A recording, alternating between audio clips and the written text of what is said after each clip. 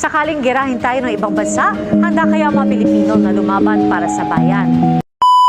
Pagitan ng Pilipinas at dayuhang kalaban, handa ka bang lumaban para sa iyong bansa? Sa tanong na yan, sa isang survey, karamihan sa mga sumagot, lumabas ang pagiging makabayan.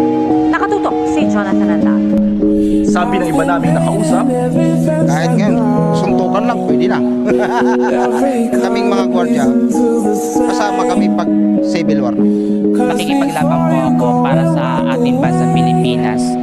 Isa pong responsibilidad natin na tumulong at makipaglaban para sa ating mga bansa.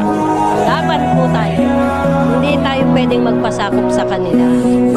yan ang tanong ng Okta Research sa kanilang face-to-face survey sa 1,200 respondents nitong Desyembre. Panahong binomba ng tubig at itinaboy ng China ang mga barko ng Pilipinas sa West Philippine Sea.